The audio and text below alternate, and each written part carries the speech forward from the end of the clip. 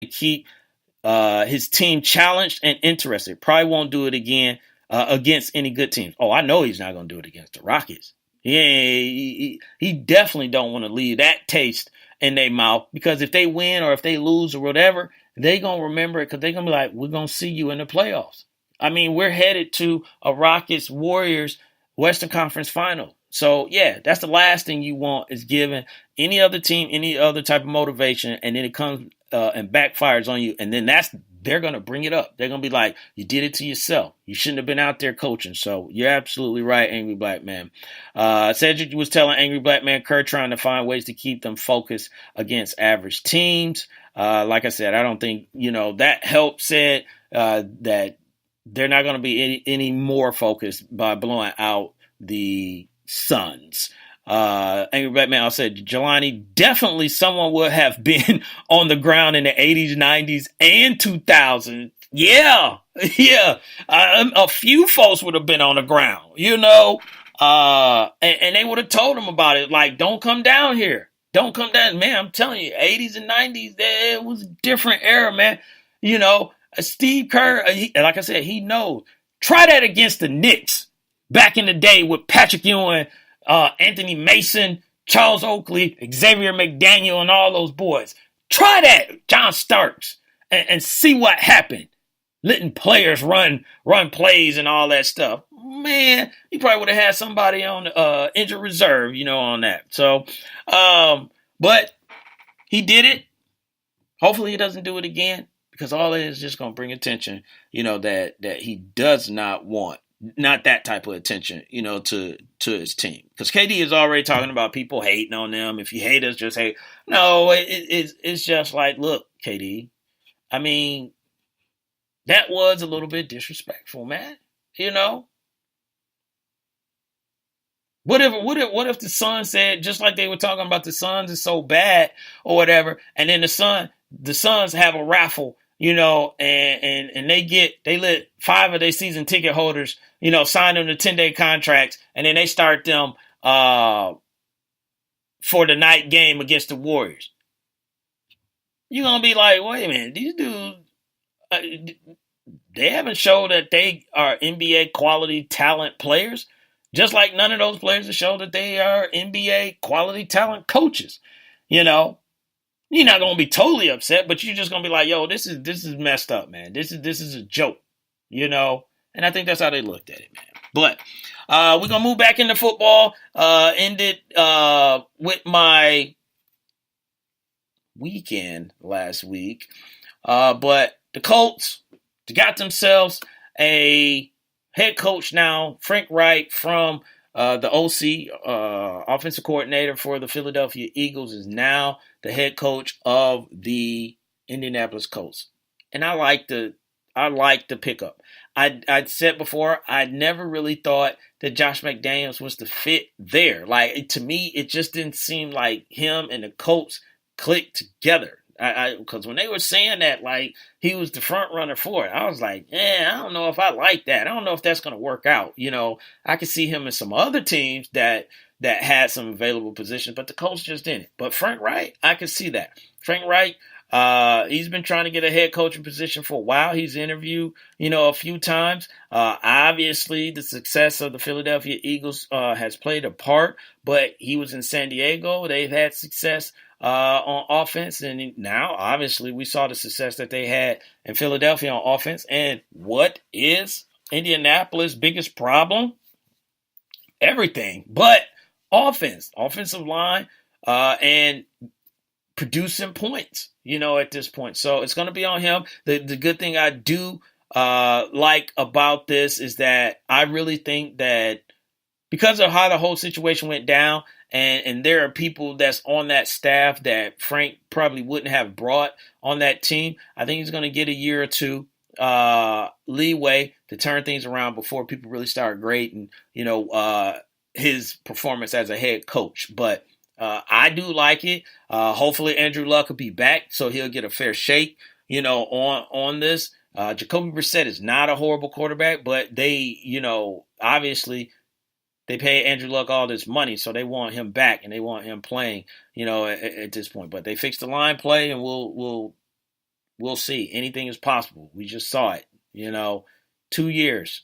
Doug Peterson get there, and then they're in the Super Bowl. So Frank Wright, he will be, probably in the same mindset. I don't know if he'll be, that gamble guy, like Doug Peterson is, or go for it on, 4th and 1 or something like that. But I like to pick up. He's played in the NFL before. He's had success in the NFL. He was basically a career backup, but he understands the game. He understands people. He understands quarterbacks, and he's won. He's won on every level. He won when he was at the University of Maryland. He's won when he played for the Buffalo Bills. And now as a coach, he's won, there as well. So he understands what it is, to win.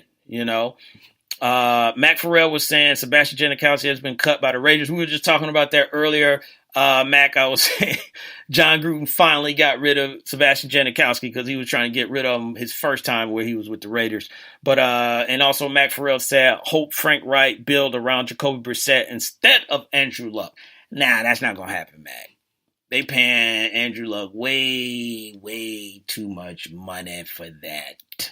I mean, the only way that happened, Jacoby Brissett is going to have to basically do a Russell Wilson. Like they paid Matt Flynn when my Detroit Lions let Matt Flynn throw for 400 yards the last game of the season. And he got that big-time deal with the Seattle Seahawks. But then they also drafted Russell Wilson in the 3rd round. And then all of a sudden, Russell started balling in practice. And Matt Flynn never saw the field. That's the only way it's going to happen.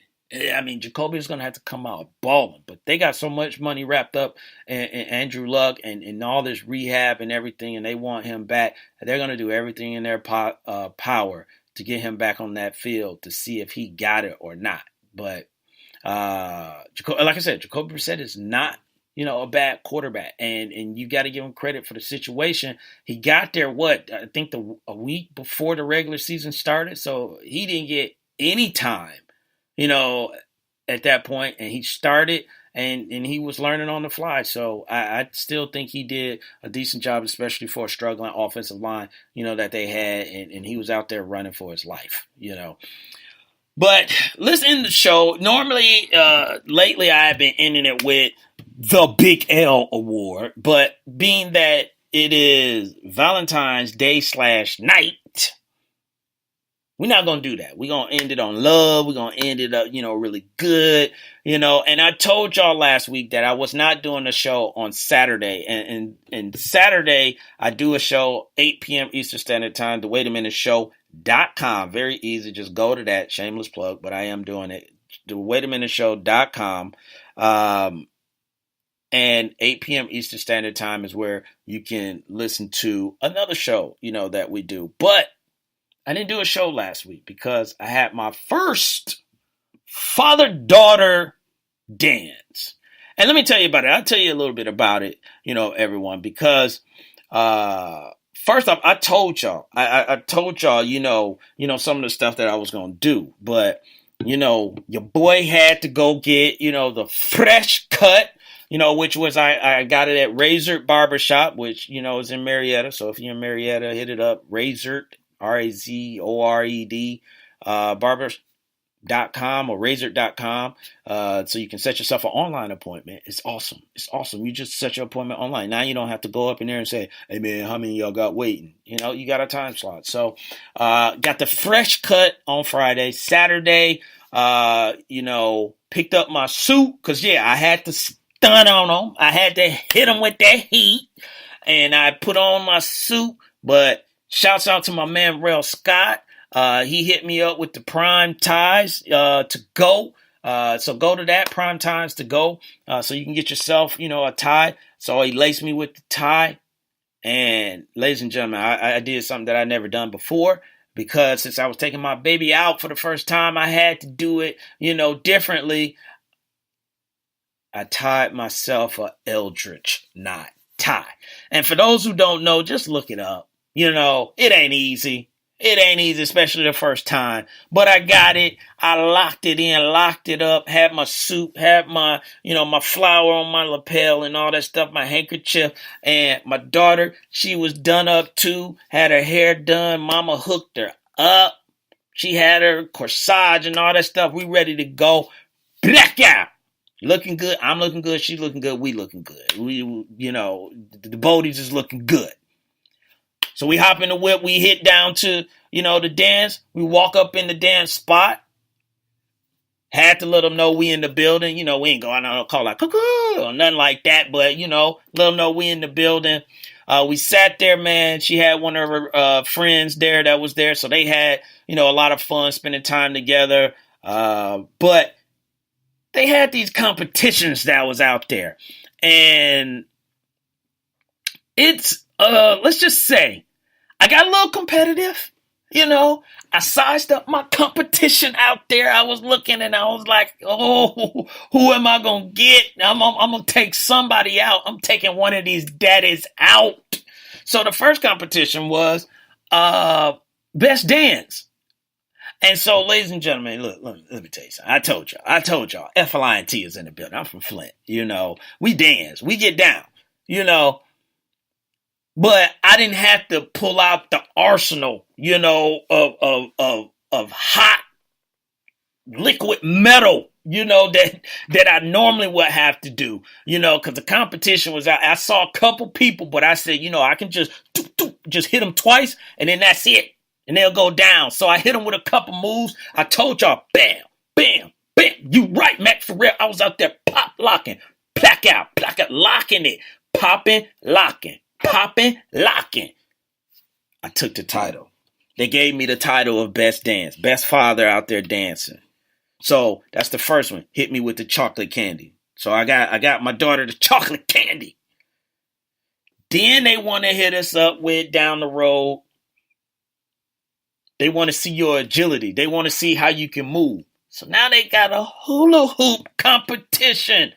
Now, let me tell you something, man. Back in the day on the streets, man, we be out there. The girls would be out there, double dutching, but they out there hula hooping. So you had to let them know. Like, yo, my waist game, rocking this thing left and right and left. I'm tight with that. I got experience. Man, I hit them with the hula hoop. I'm telling you, I was swerving on these fools, man. Swerving on these fools with the hula hoop.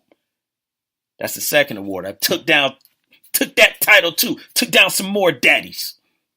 So now I got two trees, two candies for my baby girl.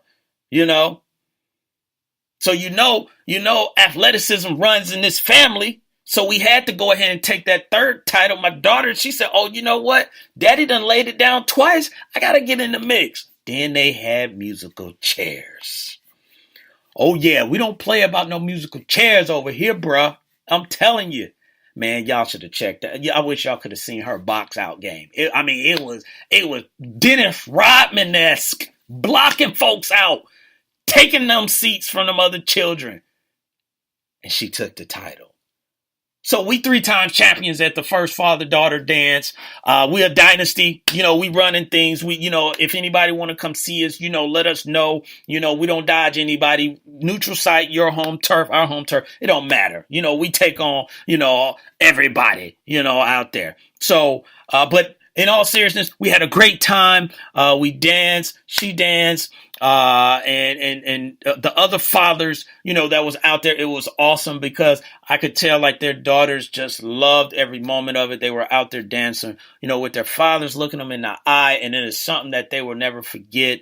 There were some older kids, so obviously it probably wasn't their first time, to the father-daughter dance. So it's something that a father and a daughter can build off of that will last a lifetime. So I am looking forward to doing it again and taking out some other fathers. But last message in the chat room. Man, we're going strong for 2 hours. Chief Rock will be happy on this one. Mac Farrell said Lopan told Jelani to do the Reebok and the pop for a couple de gras, for a coupe de gras. Yeah, pretty much, Mac Farrell. I had to do it. But that's the end of the show. Man, I'm telling you, I was serving up them fathers. Popping, locking, popping. Giving it to them. Woo-hoo-hoo. But we gonna get out of here, man.